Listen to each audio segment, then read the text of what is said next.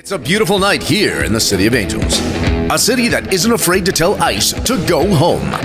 A city of pride, a city of diversity, a city of winners. The Dodgers baseball organization wants to thank the fans of this beautiful city. This time, we wanted a unique bobblehead that would commemorate you, the great fans from this great city. That's why Dodgers baseball is proud to announce the giveaway you've all been waiting for. MS-13 Bobblehead Night. Presented by the Coalition for Humane Immigrant Rights. Don't miss this fantastic giveaway of a beautiful bobblehead modeled on an authentic MS-13 gang member on Friday, July 18th, as the Dodgers host the Milwaukee Brewers. The limited edition MS-13 bobblehead features a Latinx cis male with face tattoos. This special commemorative bobblehead wears an unbuttoned Dodgers jersey to show off his abs and carries a Glock 19 for use in fighting back against white supremacy. The first 40,000 undocumented migrants to attend will get their very own MS-13 bobblehead. Ay caramba! Don't miss out. Be there on July 18th to snag your Dodgers MS-13 bobblehead right here at Dodger Stadium, home of Dodgers baseball. No te pierdas de la noche del Bobblehead de la MS-13 el viernes 18 de julio cuando los Dodgers reciban a los cerveceros de Milwaukee. Los primeros 40,000 inmigrantes indocumentados tendrán su propio Bobblehead MS-13. ¡Ay, caramba! Somewhere in the bowels of the city that never sleeps, Kevin McCullough, radio host with Salem Media, is a man also not sleeping. Syndicated radio talk show host Kevin McCullough. And that guy would like a word with you. Many of you know him as Nostradamus. Of course that Kevin show is going to be great. The only thing that could be greater, of course, would be that Donald show. We don't have that, so we have that Kevin show. Featuring the music of Dick Tunney and the Dream in Color Orchestra. Straight ahead. 6 months into Trump 2.0, and where are we? Congressman Mike Garcia joins us. Reviewing the Supreme Court, Zach Smith from Heritage. Patrice Onwuka with even more good news on the one big, beautiful bill. Sketch comedy from Al Berry, Nick Peterson, and the Babylon Bee. And back in the spotlight with new music, it's Bill Wickham!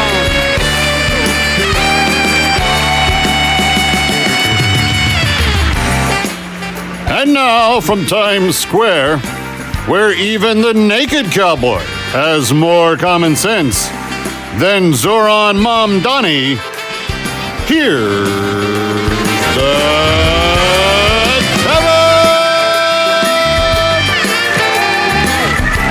Hello there, friend. Welcome to the weekend. I am not saying anything in disagreement with Dave today. Find that interesting? Because it is true. The naked cowboy, the pizza rats, the Elmo in the dirty outfit, everybody that's in Times Square has more common sense than Zohran Mamdani. And here's the real danger with all of it, friends. He's on the verge of not just becoming the mayor of New York City, but of taking over the Democratic Party. You want to actually see what Democrats are saying, go look at who is endorsing him now. And this is going to be a very interesting year when it comes to elections, because it's a very small year. In the year after the presidential, you've only got the mayor and the city council race in New York, a few state races across the country, and then you've got two governor's races, the governor of New Jersey and the governor of Virginia. And the Democrats in Virginia and in New Jersey are running away from the Zohran Mamdani talking points. They're trying to say to the voters in those purple states, hey, we're not really crazy, kooky people like AOC. And Zohran Mamdani's running the other direction going, I'm nuttier than AOC. Pick me. And here's the real scary part of all of it. In two big polls that were released this week, he had, in a four-way race for the mayor of New York, he had a 45-31 point lead over Mario Cuomo in one of them. Eric Adams was in third. Curtis Sliwa, the Republican, was in fourth. In the other one, he had a 35-27 point lead over Cuomo.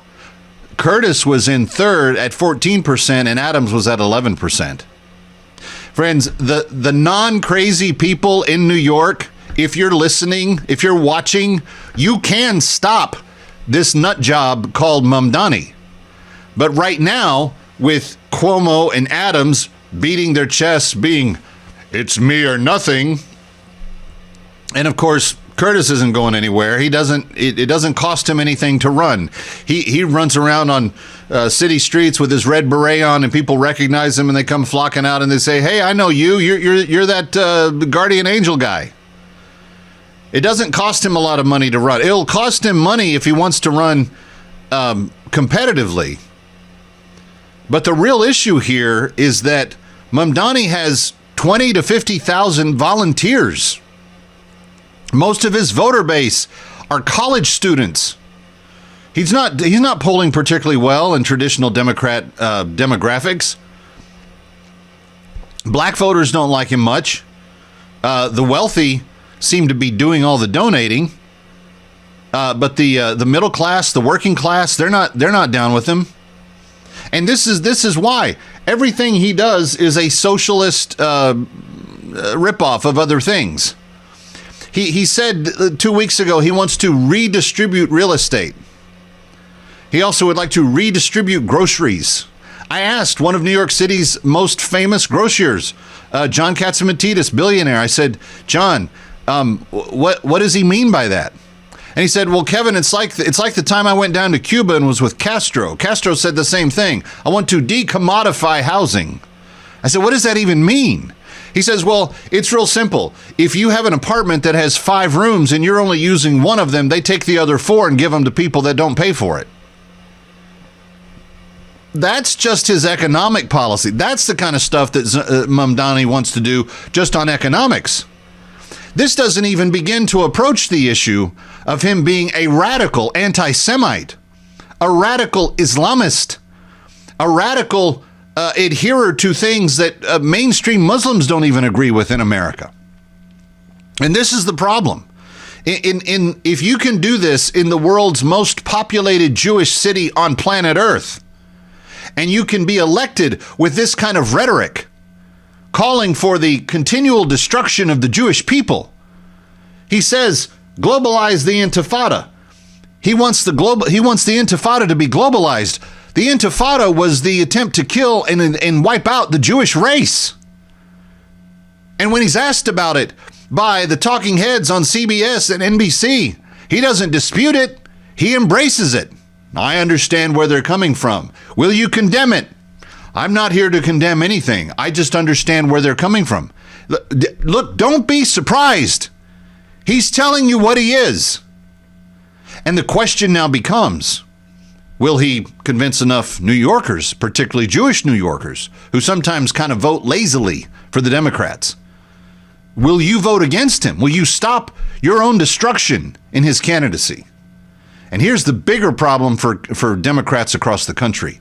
Is this the new face of your party? Is Zohran Mamdani, AOC, Ilhan Omar, Rashida Tlaib, are these the people that are the new face, the Intifada face of the Democratic Party? Because Democrats now stand for the Intifada. Democrats are now embracing a candidate who refuses to condemn the Intifada. And if they don't, and if they're now endorsing him and not condemning him, that means they're taking his talking points as their talking points. So you need to understand this. It's racist. It's an Islamist radical, just like the terrorists. He's a Marxist. He's a socialist. He believes in taking over your property. He doesn't believe in private property. Oh, you have a Rolex? You paid for that through work that you did and you went and bought it with your own money? No, you didn't. You got that job from someone else. You owe everything to someone else. So there's no reason why you can't share that with someone else. And friends, you don't have to be wealthy to be concerned about these policies, because they don't stop at the wealthy people. When Marxists and socialists really get their game going, they go all the way down to the working class. Nobody owns anything. Everything is up for grabs.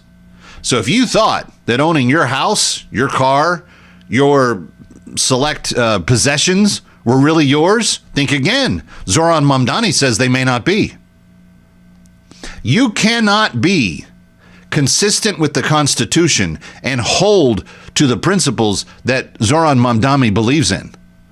He is utterly anti-American, anti-Semitic, anti-freedom, anti-possession of some of the rights guaranteed to us by the founders. Friends, it doesn't take a super smart person to understand that if the Democrats embrace him, they're going to lose any relevance when it comes to the mainstream discussion of what America wants to be. I would strongly encourage every Democrat to reject Zohran Mamdani. Okay, his name does sound kind of like moron. I'm not going to go there. With due respect. Kevin McCullough, huge show. Phil Wickham's in the house. Stay here.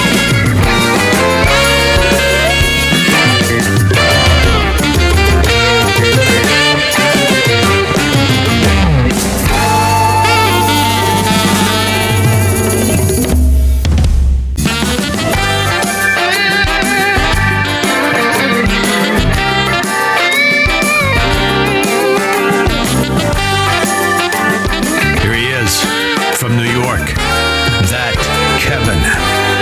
Kevin McCullough. From Times Square, it's That Kevin Show, thatkevinshow.com, all things related.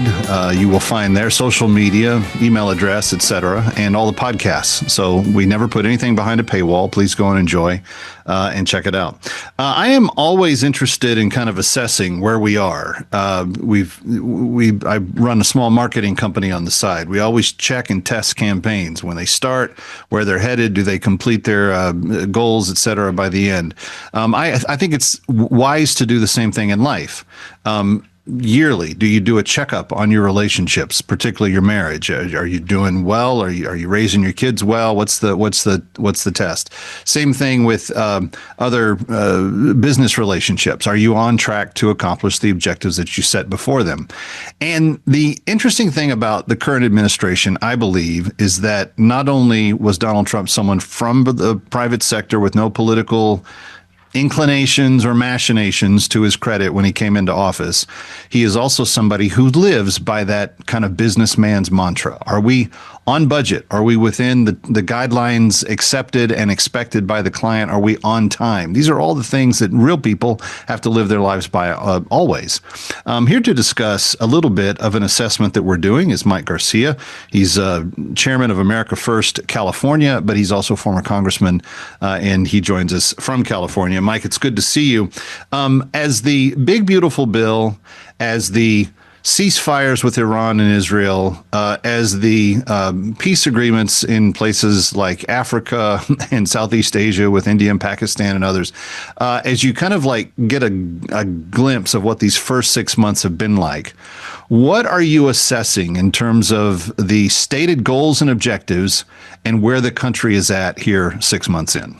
Well, thanks for having me, Kevin. And I appreciate this opportunity. Like you said, we as constituents, as Americans, have a responsibility to evaluate those who represent us, not only in the White House, but also in Congress. And so when you take a step back and you look at what this President Trump, has accomplished in the last 6 months, and I would go back even further and say that just surviving the assassination attempt, had he done that only, that would have been significant for the country.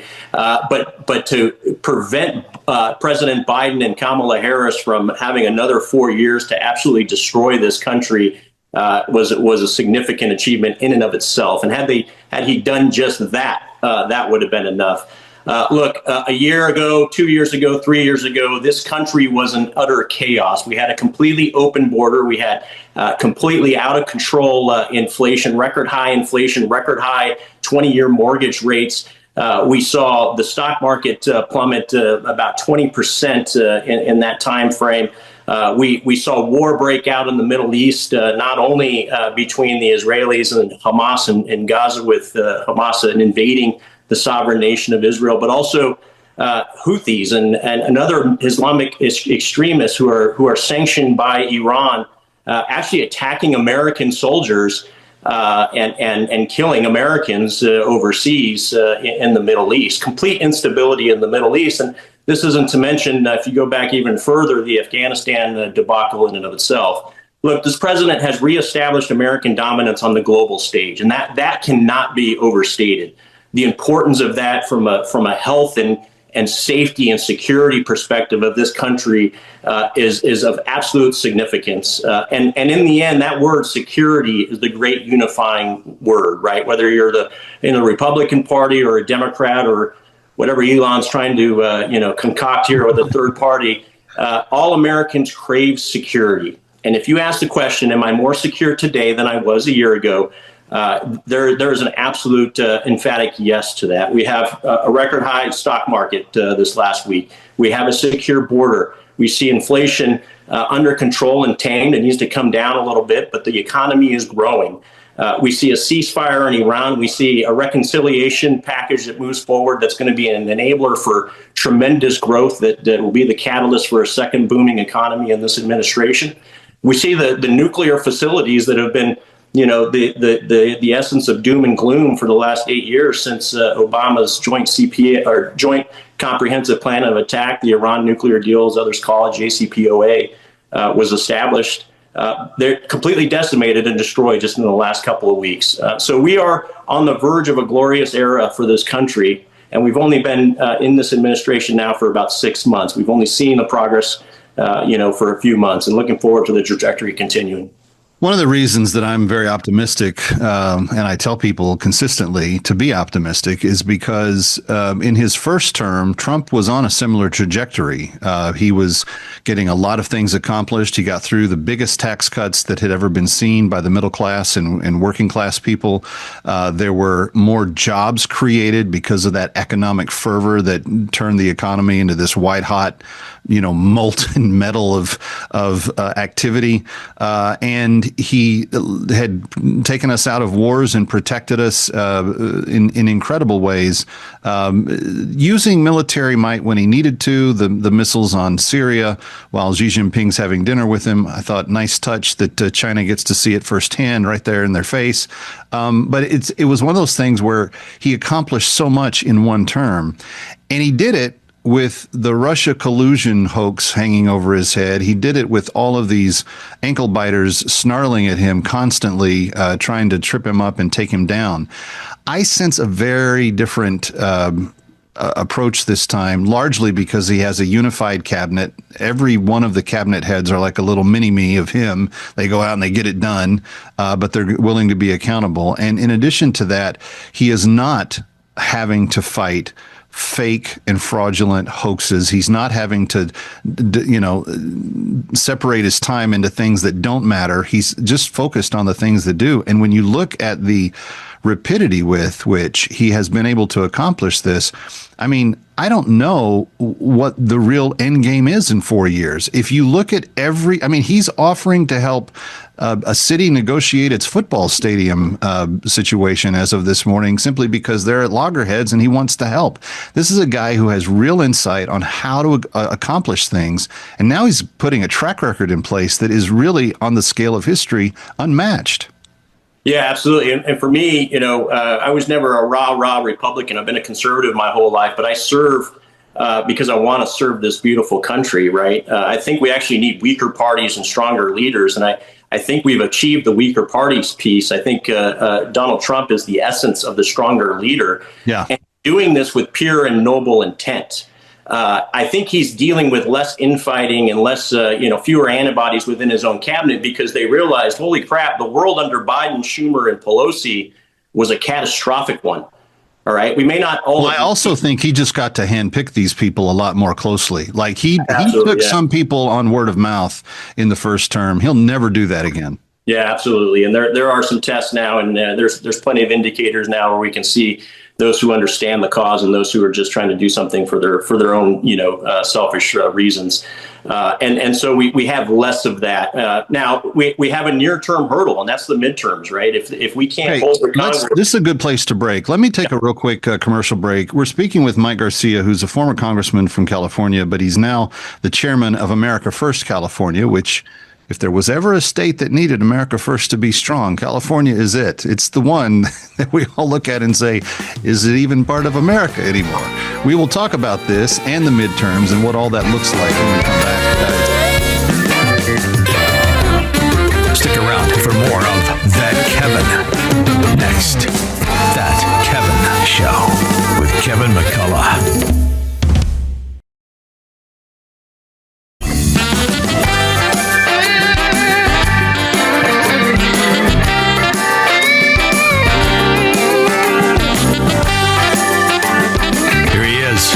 From New York, That Kevin McCullough. Welcome back, Kevin McCullough, Times Square, That Kevin Show. Glad to have you with us. Mike Garcia is my guest, former congressman, former military veteran, served in business and in Congress. He's been in the private sector. He's been in public office. He's kind of seen it all.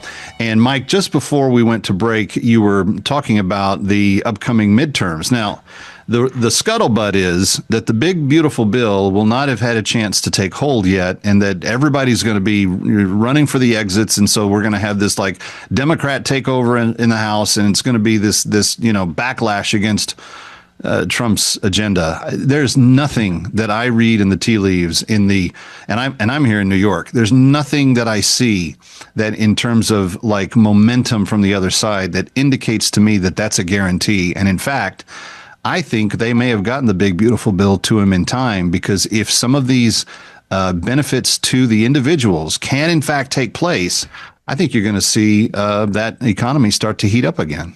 Yeah, only the traditional analysts and pundits are saying, this is going to be a challenge in the midterm or coming up with a washout. And history would say that is the most likely scenario. But this is a very non-traditional time. We have a very unorthodox executive branch here being led by a man who's doing things to transform this country and save people's lives. And I think that, if you look back at the Tax Cut and Jobs Act that was passed in 2017 and then the washout, where the Republicans lost the House with the blue wave in the subsequent elections in 2018, that's sort of a harbinger of the potential for this to follow that same scenario.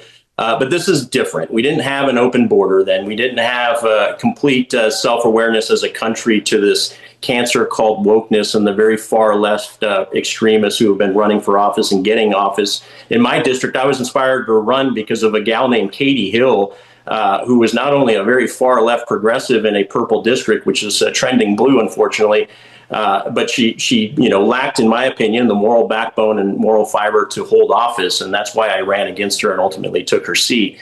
So there's an awareness now to just how close to the precipice this country was. So look, we need members of Congress to run their races and to take their races very seriously. With a 2 to 3 seat majority, it's a very thin majority. And when you have the prospects of a third party coming in potentially in these midterms, that's probably going to cut against conservatives and not help them in the midterm elections. Let's talk about that for a second. Yeah, absolutely. Elon Musk doesn't carry any weight on his own. People that support the president supported Musk because he aligned himself with the president. It's my belief that this is a joke, that there's really, and it's pretty easy to see through. He didn't get his tax credits for his Teslas and his SpaceX anymore, so he takes his ball and goes home and pouts like a baby. Maybe that's an oversimplification. That was how I read it. Yeah, I think it's going to be a very expensive therapy session for him. Look, he needs to go buy a yacht and go to therapy and get over it. Everyone who's either run for office or been in office has been frustrated with their own party. It's why comments like "I'm done with the Republican Party" or "I'm done with the Democrat Party" are the most common comments on social media. People get frustrated. But the answer isn't to add another layer of division. The answer is to actually weaken the parties and get better people to run for office. And no one's denying that our nation's debt and deficit is a major threat to our nation's security. But this reconciliation package was never advertised or sold as the vehicle to end our debt crisis. It was a means to codify the historic tax cuts from 2017, which we're going to be turning into a pumpkin in the next year or so, and make sure that the average working class American can keep more money in their pocket. When they do that, the economy grows. When the economy grows, then we can start looking in parallel at spending less while revenue increases. And that's how you work your way out of a debt and deficit. So like Elon needs to focus on Tesla. Tesla's stocks and company is plummeting. Starship launches out of SpaceX. It has been extremely unsuccessful this year. We need that to be successful. I know Elon, I like him, but he's not helping the country by trying to create another way to divide us. Even Twix has a left Twix and right Twix campaign going on. We need to unify this country right now and understand the value proposition of cutting spending, but doing it in a manner where we don't lose control of the country. Yeah, and I think that for people that don't follow things as closely, they do need to understand that millions and millions of dollars of propping up his two corporations may have been very beneficial for him and maybe his employees, but to the long run of the economy, EVs should be forced to stand on their own domestic commercial viability, just like Ford and Chevy and all the rest of them. And if they can't make ends meet without them, then they should not be in business. That is just the way the market works. If you have customers who love what you do and they love your stuff, they're going to support you. And maybe even more so if they know that you're not connected to a government safety net. But that doesn't need to be the case. And thank you for being with us today. We appreciate it. Love to. Thank you, Kevin. Take care. Got it. Kevin McCullough coming right back from New York. Don't go away.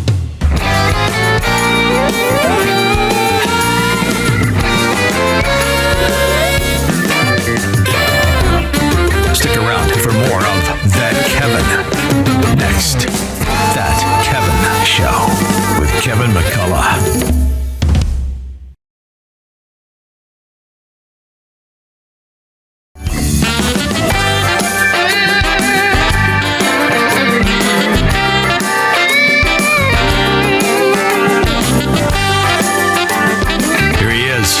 From New York, That Kevin McCullough.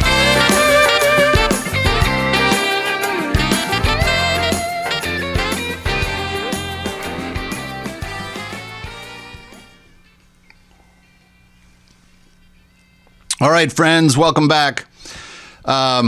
Just a couple of things. Did you know that everything we do is online at thatkevinshow.com? And it's through our friends at Salem Media Group. It's been improved and significantly will be doing a lot more than it has been doing. But all of my radio, all of my different areas of interest. You know that I do one broadcast a week that's just focused on entertainment and tourism in New York. I do another one that does travel across the country and around the globe. And then everything else we do is news of the day, kind of top stories of the day, and you know what we think about it and how it impacts us and so forth. And then, of course, all of our That Kevin Show TV shows are there. And we would love for you to interact with us there. And the reason that I'm pointing you there is because there is also a place where you can subscribe to my new travel publication called That Passport Life. And That Passport Life is custom content about the greatest places to travel to and about and to see. It's loaded with visuals. We think you're really going to love it. And I've got some great contributors that are on the staff that are helping us put it together. It's a really special publication. I'm really proud of it. And there are more than 500,000 people a week that get it and that are enjoying it, and they're telling their friends. It's an incredible thing, and I hope you can join us. So go to thatkevinshow.com and subscribe to the That Passport Life publication. You can also get my Video Insider email, which is a kind of fun one. It gives you just a little snippet of something kind of tasty on video every day. And I hope you'll check that out as well when you go to thatkevinshow.com. All of it's free. I never put anything behind a paywall. None of the podcasts, none of the highlights, none of the newsletters, nothing. You get everything from us at gratis. We just want to get the information in your hands and hope that it will be of help to you. Now, I want to say thank you to those of you that have been joining us on the journey for helping us liberate slaves this year. Because of your faithfulness, we have already, and we just started a few weeks ago, liberated 31 human slaves in Sudan, where we've spoken for them. The liberations kind of happen at kind of key junctures throughout the year, and we can't ever tell you the date ahead of time. We can tell you when we've completed one, but we can't tell you ahead of time because we don't want to jeopardize the negotiations and everything else. But Northern Sudan has 185,000 women and children in captivity at the peak of the Sudan Civil War.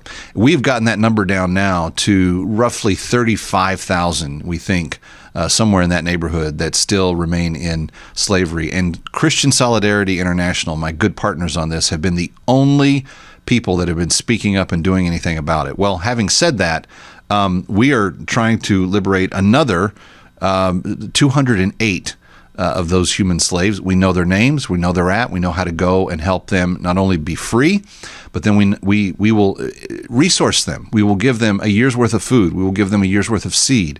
We will give them an additional set of utensils to cook and clean and fish with. There's for the women, there are feminine products that we make available. There are things that they need to just get by in life, like tarps and blankets. But then there's also a little she-goat that they get that will help them not only make cheese and milk and stuff like that, but then they can breed and sell the kidlings to other people and have like a little job, a little source of income for their family. So we hope that you will help us accomplish all of that. 888-342-1010 is the number. 888-342-1010. If you call, it costs $250 to help one woman. There are 208 on our list, but now that number's down to 177 because of the 31 that have been spoken for. Over the years, we've liberated almost 5,000 of these women. And now even some of their children have been freed as well. So will you help us? 888-342-1010. Listen to how it impacts their life. My name is Nanya Newt. I was about 15 years old when I was captured. My mom had spent the last few days teaching me all about what it meant to be a good wife and a mom, showing me how to cook and sew. She had hoped I would get married in the future. One day I was out collecting firewood, and that was when the Arabs found me and captured me and took me to Sudan without the chance to tell my family goodbye. It took me many days to walk the complete journey. They gave us boiled sorghum as we went, and the men that had been captured with us faced grave dangers. They were considered to be spies, and most of them were killed right in front of us. Upon arrival in the north, I was sold to a master in Miriam village, and then I was sold almost as quickly to another Arab in Magala Gate. He made me work for his family, sweeping the compound and washing the dishes. They worked me long and terrible hours, pounding sorghum, fetching water. And then they said in order to be a good Muslim woman, I would need to be circumcised. I was held down as it happened, and then I was forced to marry. Against my will, they forced me to work even when I was sick. And if I did anything that made them angry, they would beat me. My master never bought me any clothes, never paid me for any of my work, and barely ever fed me. Then one day, I heard about a CSI retriever, and I ran to find them in the town. As it turned out, they were freeing slaves in my region, and they had not known about me. But I think God allowed me to find them because they brought me home. We walked that same journey back to South Sudan. And today I thank God because I am free. I thank the Arab retriever because he helped. I thank CSI and for those who gave. I cannot thank those of you who gave money to help us become free ever enough in all of my life. But I do hope that my prayer is answered, that we will not stop until they are all free. Friends, you've helped us free 31 so far, but there are another 177 women that are in captivity, with some with children, that we could liberate right now. 888-342-1010, 888-342-1010, or just go to bringherhome.org, bringherhome.org. And again, the McCullough family matching every slave that you free this weekend.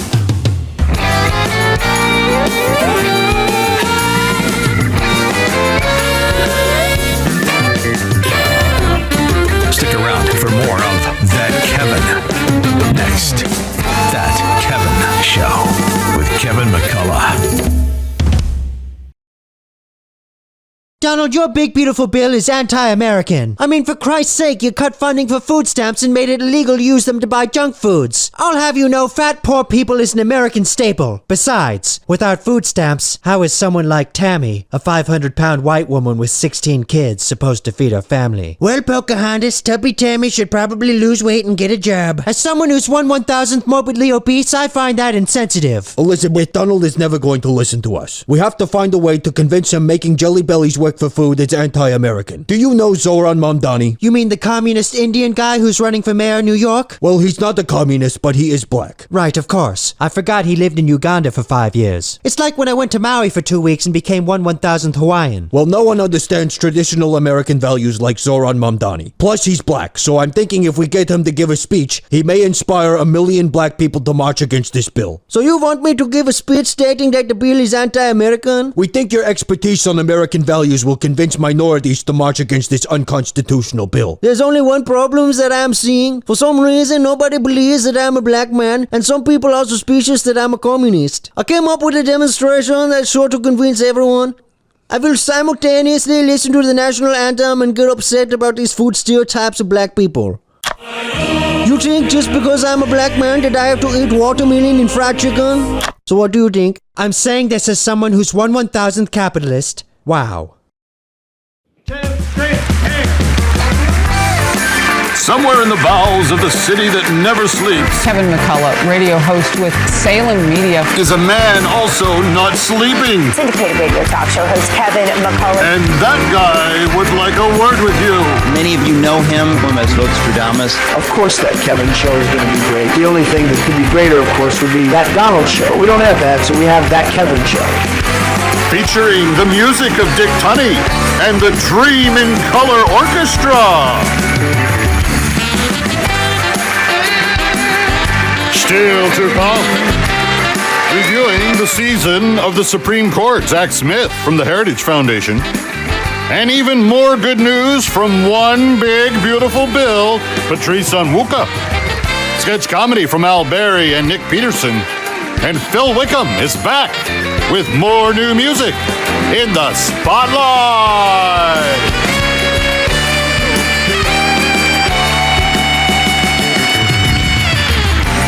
And now from Times Square, the only spot in New York where Zohran Mamdani isn't trying to globalize the Intifada, but it's mostly due to the pizza rats.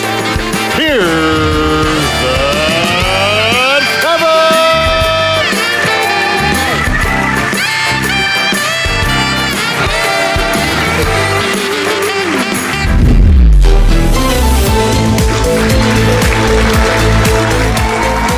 For Assignment Desk Weekend, I'm Kevin McCullough.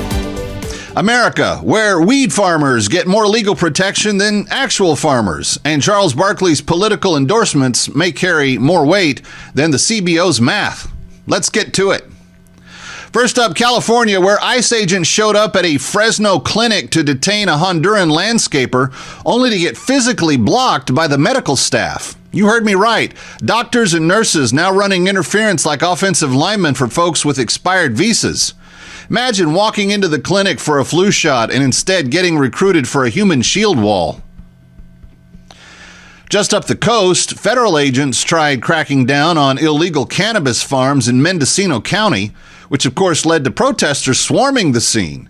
You've got cartel-connected growers, you got illegal operators, you got illegal labor, you got protesters holding up signs that say, "Defend our weed." California's new tourism slogan writes itself, "Come for the beaches, stay for the sanctuary farms." Meanwhile, in Florida, the headlines write themselves sometimes. Officials there revealed that criminal records of migrants held at Alligator Alcatraz. I'm not exaggerating. That's an actual detention facility surrounded by swamp water and live gators. Between this and Disney's lawyers, Florida now officially has the two scariest security systems on the planet. Now let's talk government math. The Congressional Budget Office, that highly esteemed institution that only misses by a couple of trillion here or there, admitted it got President Trump's economic bill wrong. Turns out what they predicted would explode the deficit might actually generate a multi-trillion-dollar surplus. That's like telling your spouse you blew the family budget and then finding out you accidentally bought stock in Apple in 2003. Speaking of economic brilliance, progressive lawmakers now want to turn local homeless encampments into national policy. Forget housing, it's tense for everyone. Because nothing says modern infrastructure quite like turning every public park from sea to shining sea into pop-up shantytown. In other legal news, Mahmoud Khalil is suing the Trump administration for $20 million, claiming wrongful detention. DHS isn't having it, saying basically, sir, there are rules, try following them. Quick sports meets politics note, Charles Barkley says he'd back Auburn basketball head coach Bruce Pearl if Pearl ran for U.S. Senate.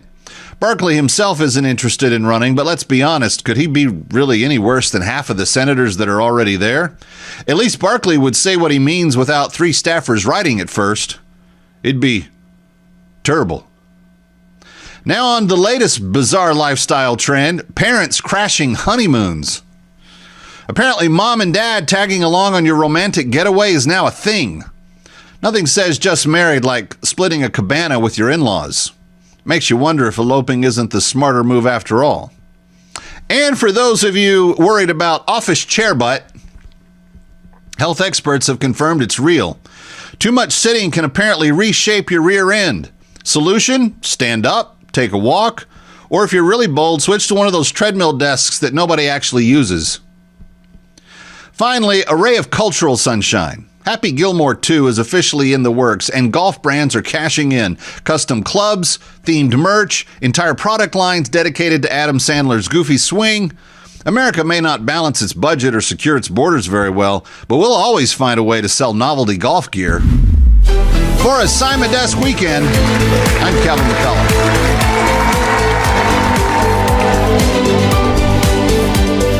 You know who talks about the power of love? Yep. Huey Lewis in the news? No. The Apostle Paul. And the message is that there's nothing that can separate us from God's love. Even if, say, and let's just say, for instance, someone still had their Christmas decorations up. It probably won't come up on Judgment Day, but definitely deserves prison time. Gosh, it's the end of January, for heaven's sake. I know. I'm a bad neighbor. Listen, I have deflated snowmen scattered face down everywhere in my front yard. All right. Well, it looks like Jim Jones hosted a party at the North Pole. Okay.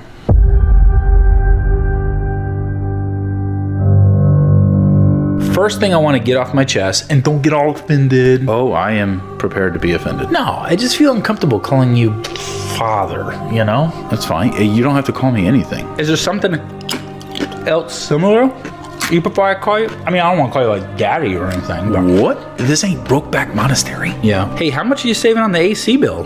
Gosh. You know, you could make it even harder to breathe in here if you built these wooden boxes a little smaller. I think you have me confused with the complaint department. Consider it in-person feedback. You don't strike me as a place that reads your Google reviews. Okay. Is there anything else you'd like to add to make this more miserable than it already is? What flavor are these crackers? Crackers? Yeah, a bowl of crackers out there on the table. Those are communion wafers. They're bland, like foam board. Yes, well, they're not meant to be a snack. You know, you guys should really partner with Nabisco. Call them Trinity Triscuits. I will send that message up the papal ladder. Why are you here? Do you actually have confessions to make here, or? Not really. You know, I've never really believed that we need a human mediator, like a priest, to confess. Neat. I appreciate you stopping by. This has been magical. No, you know what I mean, but this feels more like theological therapy. Well, I'm not a therapist, although I'm willing to bet your problem is one that's hard to pronounce. Yeah, well, that's why they shortened it to IBS. Not what I was referring to, but it does smell like a donkey farm in here, and my life mission is apparently a complete waste of time. Oh, you're so dramatic. Fine. You really want to know all my ethically questionable qualities? Am I going to be involved in anything? I won't think twice about spending $50 on a Stanley Cup. But when I'm at the register, I always choose no for rounding up to charity. I create new emails just to get first order discounts online. I started a food blog just to write off all my groceries. Dang, that's pretty smart. Speaking of groceries, I don't always put my cart back. That should also be prison time. I bought pants, wore them to an event, and returned them the next day. I have a lot of shopping. All right. Are you finished? Yes. No. Sometimes when I'm driving, I think about what it'd be like to boop the cyclist right off the road. I'm not going to do it, but I think about it. Oh, well, I'm gonna pretend I didn't hear that one. Which one? The pants one? Yeah, no, not that one. Sounds like you have some time on your hands. You know, you should come out to the soup kitchen. And it's free? Well, yeah, it is. But we're looking for help to feed the poor. Oh, okay. Now, do you serve the crackers? Sure. We serve everybody. No, I mean the crackers. Oh, put in the soup. I'm sure we can manage. Does your availability hinge on our saltine inventory? No, please stop eating those. Well, they'd slide down easier if you weren't buying your juice cups from the Indian in the cupboard. You make these boxes small so the parents can't come in.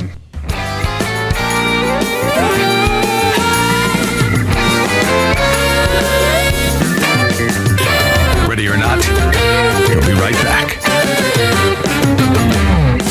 That Kevin.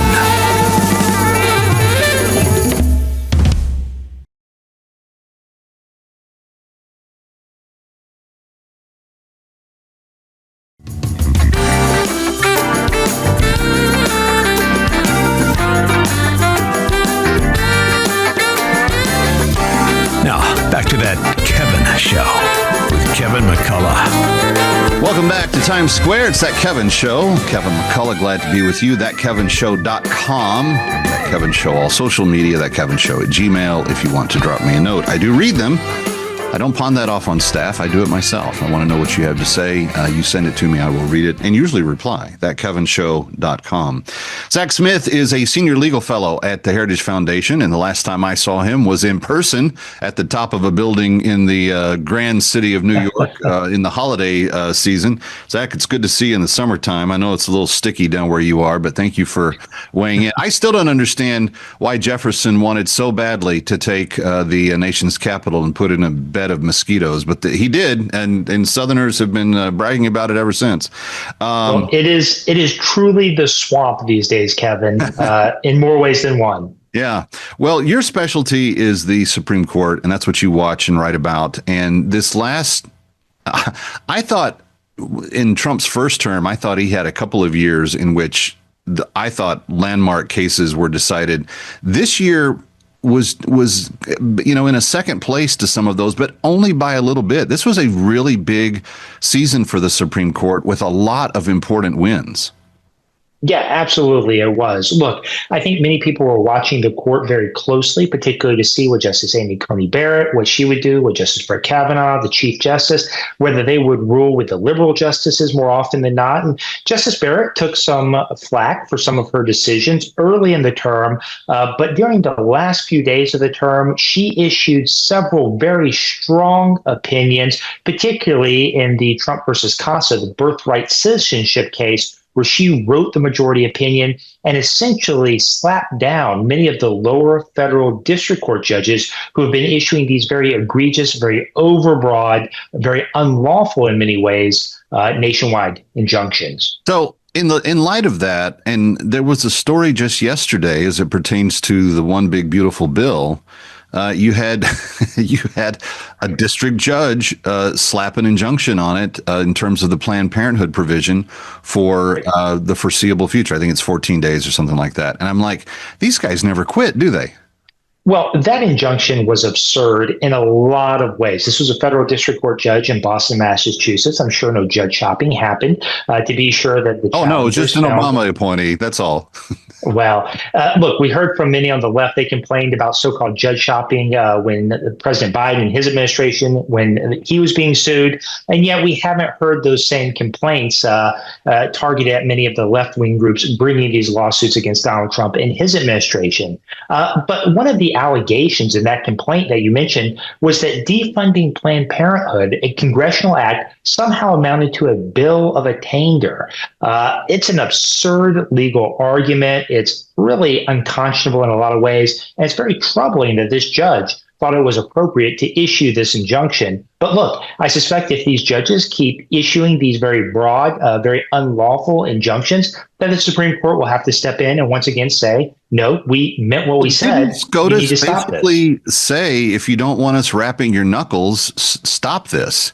I mean, I kind of read their ruling that way, and yet it seems as though these these regional judges cannot help themselves from doing it. It's like they feel compelled to just slap these injunctions on. Right. I think that's right and unfortunate. I think it's very harmful to the rule of law and the integrity of the judiciary. You know, one other thing I will quickly mention, Kevin, about that birthright citizenship case. One of the unusual things we saw in it was the fireworks between Justice Amy Coney Barrett and the majority justices and Justice Ketanji Brown Jackson in the dissent. Justice Barrett, in fact, she said that Justice Jackson, while worrying about an imperial presidency, was embracing policies that would lead to an imperial judiciary. Justice Barrett also reminded Justice Jackson that just like Justice Jackson said the president has to follow the law, Justice Barrett essentially said that Justice Jackson needed to be reminded that judges have to follow the law as well. This was a very sharp rebuke by Justice Barrett. Very unusual to see this type of pointed language in a Supreme Court opinion, but I think it shows just how far afield Justice Jackson was in her dissenting opinion. Well, and I know that typically, and they say that if you go back to Ginsburg and Scalia, that, they were in agreement 60% of the time or more on a lot of the cases that they decided, even though they were the two most polar opposites on the court. I don't understand the Ketanji Jackson approval. I don't understand her being confirmed for the court. I didn't understand her qualifications as a nominee. Having said that, if she really does embrace kind of this kind of Wild West approach that she put in her dissent to the majority on this particular case, her view of the law is extremely different than what the traditional understanding of constitutional rule has been. And I think she needed to be rebuked by her colleagues because she seems pretty far afoot from where the court should be. Absolutely. Two quick points on that. Justice Jackson criticized Justice Barrett and the majority for focusing on what Justice Jackson termed as legalese. But Justice Barrett rightly said what Justice Jackson called legalese, it's actually fundamental concepts key to making sure the judiciary stays within its proper lane. It's things like making sure the appropriate parties bring lawsuits, that the courts have the power to issue the relief they're being asked to issue. Those are fundamental concepts to maintaining the rule of law. And I think it really does say something that 6 of Justice Jackson's colleagues signed on to this very direct rebuke, because clearly they are troubled, as we all should be troubled, by Justice Jackson's very broad conception of judges and the judiciary as somehow being roving do-gooders, able to intervene wherever and whenever they see fit. That is not the role of judges. That is not what the Constitution says, and it is a very troubling conception of judging and Article 3 of the Constitution that Justice Jackson seems to have.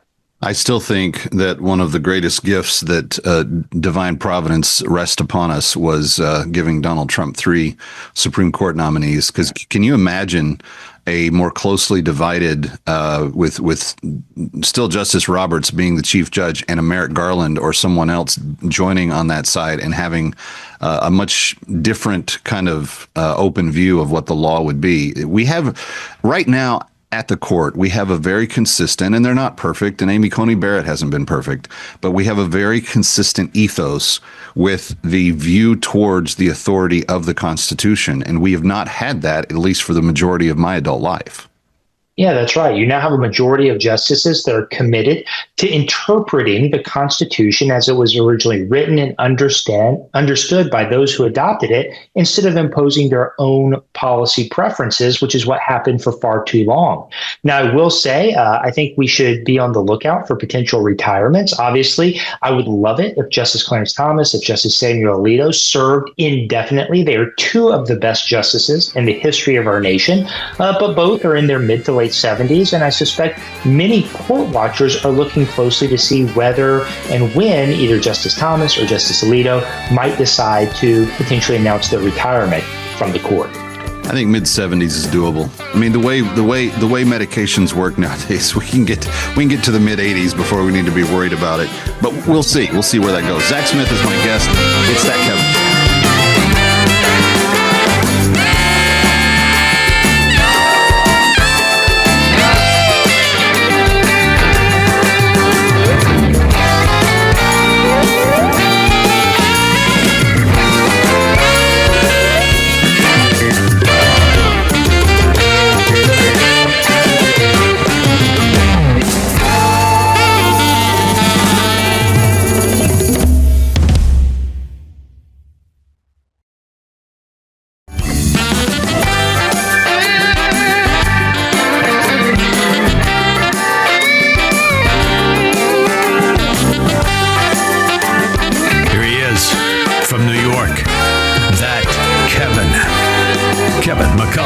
Welcome back, Times Square. Glad you're with us. Kevin McCullough, very glad to have you. The Supreme Court is by far the most important judiciary function and kind of a guidepost to American life. And every year, the cases that are decided there impact every American's life in dramatic ways.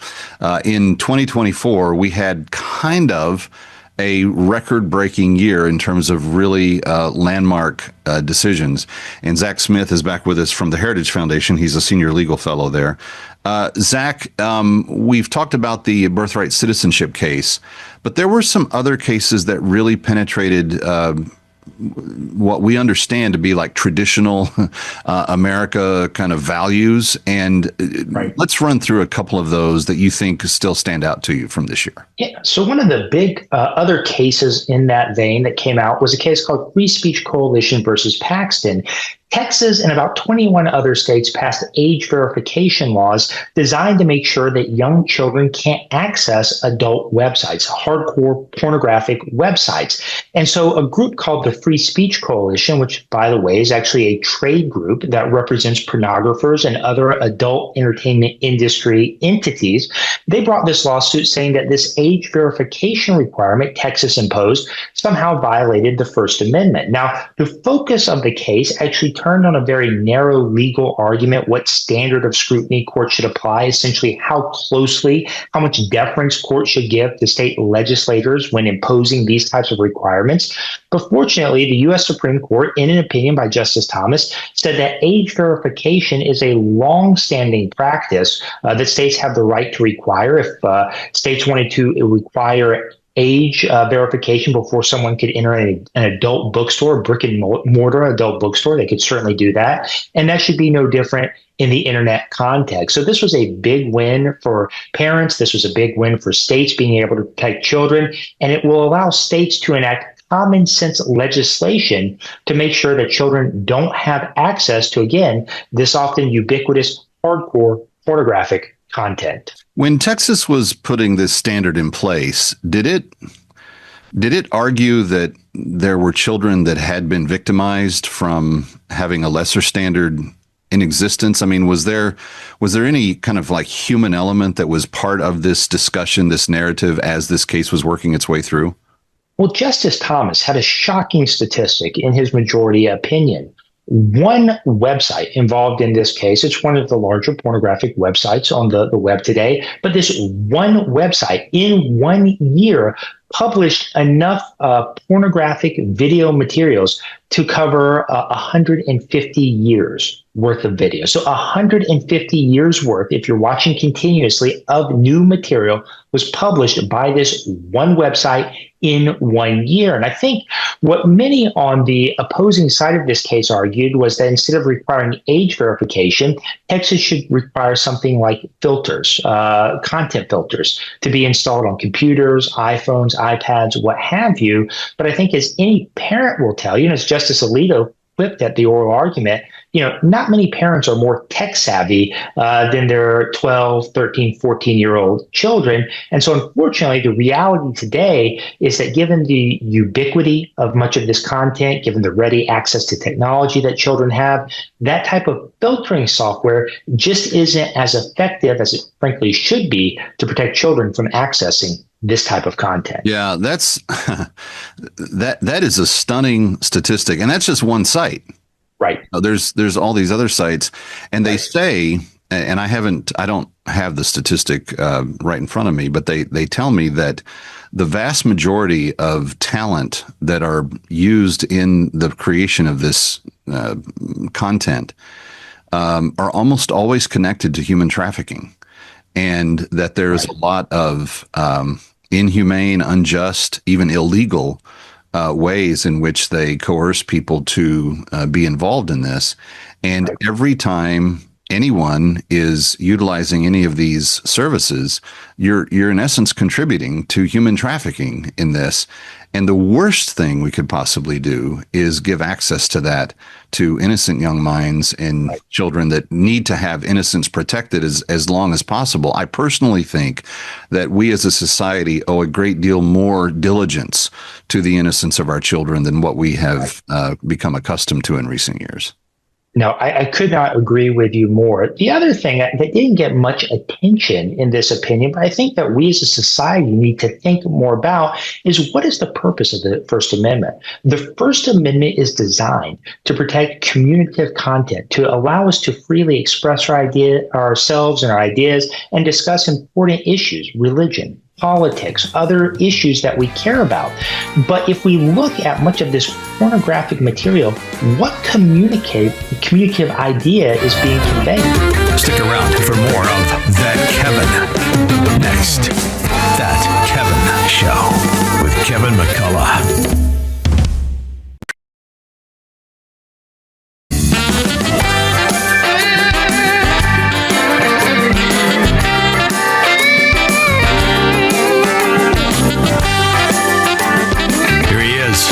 From New York, That Kevin McCullough.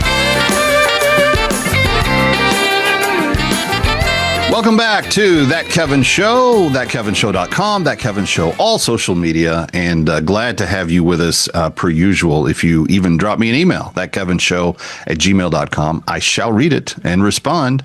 I don't pawn that off on staff. That's me. I do the real thing. All right. Speaking of doing the real thing, a very important topic as we were delving into this last year of discussion about public policy was going to be the big, beautiful bill. And you know that I've had people on the show from every walk of life talking about every different angle that this thing brought to us. But one of the people that we checked in with regularly talking about the important kind of really meaty stuff that was in it was Patrice Onwuka from the Independent Women's Forum, and she rejoins us. Patrice, I want to go back to the Thursday before the Friday that Trump signed it, because Hakeem Jeffries for 8 hours droned on and on about SNAP and Medicaid, and he read these sad emails. I think that his staff probably just wrote them, but he was pretending that they were coming in from constituents who had studied the minutia of this bill and were so worried. Like, how does an 89-year-old that's on Medicaid and Medicare, how does she know the details of something to write him in-depth critiques of the finer language of the bill? I don't believe any of that. But I also had a big issue with the fact that he kept telling people that this bill was going to hurt black people and inner city people and poor people, and he never substantiated the claim. Number one, never showed us how that was going to work. And I happen to know from talking to you that there was a ton of stuff in there that was going to help the very people he was claiming it was going to kill. Absolutely. Kevin, good to be with you again. Listen, Hakeem Jeffries was manipulating the emotions of a lot of people, including Black people. And I saw a lot of that rhetoric on my Facebook feeds coming from people that I go to church with, because they've been bought and sold on a lot of Democratic talking points that were frankly lies. The focus on work requirements to ensure that if you are working 80 hours a month, that's what, 20 hours a week? Or you're looking for work or get engaged in some sort of training for a trade, that is all you need to do to satisfy the Medicaid work requirements. Even the SNAP or food stamps, so to speak, adding a new work requirement to ensure that, yes, if you're going to get help to feed yourself and your family, that you're actively trying to build your own human capital by looking for a job or building skills, trades, looking for something. This is not about hurting people. It's about actually helping them onto independence and ensuring that these programs are meant for the people that they were created for, which in the case of Medicaid are pregnant women, poor children, the disabled, and some older people who are not on Medicare. So I'm glad that we've had an opportunity to dispel the lies around the right sizing of our social safety net so that people who can actually take care of themselves. It was really not just embarrassing, it was devastating to see that he was standing there making that speech. But you had Jasmine Crockett and Maxine Waters and a whole bunch of other African Americans sitting behind him, nodding their heads. Yep, this is all going to happen. And I'm thinking to myself, that is not completely unlike in history when Africans sold off fellow Africans to slave masters. I mean, and I'm not trying to be overly provocative in that comparison, but these are elected leaders who who should be held accountable for what facts and truth are. And the fact that we have people like you and others that are doing the deep dive on the policy and can actually explain all of it to us is a huge gift. But can you imagine if this wasn't the internet age and we didn't have you and we didn't have independent women? Yeah. And all we had was a picture of Jasmine Crockett and Maxine Waters going, yep, it's gonna kill all of us. And I thought, you're actually trying to injure the very people that you claim to represent. And it made me so infurious.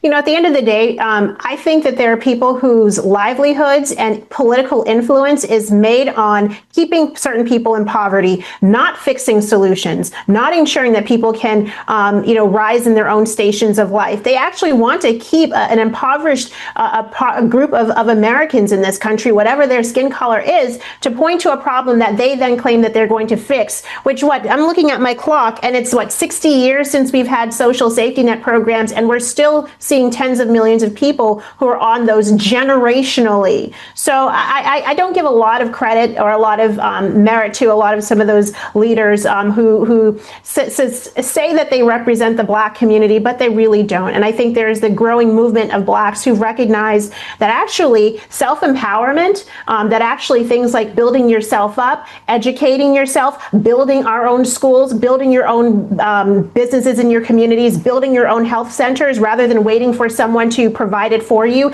is much more sustainable, and long-term is really how you lift the entire Black community or the entire Hispanic community. I want to drill down on that because I am relentless about this. I will not. It's like a dog on a bone for me. I'm just not going to let it go. But here's the truth. When Trump did reforms in his first term, when Reagan did similar reforms in his terms, and they added work requirements to benefits, what you actually saw over the course of, in Reagan's case, almost 2 decades worth of economic improvement. Under Trump, it was quickly undone when Biden came into office because they undid all the stuff that they possibly could do. But what you saw was that not only did those disparate communities do better, but people actually saw more revenues going to Washington, D.C. for the coffers of the safety nets that still existed. Why? Because fewer people were taking from the safety net. More people were working, earning, then therefore more people were paying taxes back into the safety nets. And when you don't spend the safety nets on, Sesame Street for Iraqi lesbians, and you instead use it for feeding kids in certain zip codes in New York and Washington, D.C. before school so that they can have a healthy breakfast, you actually see better turnout of your results because you're using it for what it was designed for. Well, we can go back to the Clinton era poverty alleviation program. That's correct. Newt Gingrich in the Congress, he triangulated and came to the table. Yep. Exactly. Work with a lot of Democrats who are in office today who have amnesia over the idea of work requirements being good. We actually saw that single moms, poverty dropped substantially because they were now required to look for work. And there were other supports that were added. I mean, I think there's support for working parents who need help with childcare. I'm not against a social safety net, and I think most conservatives, we see the value. Ready or not, we'll be right back. That Kevin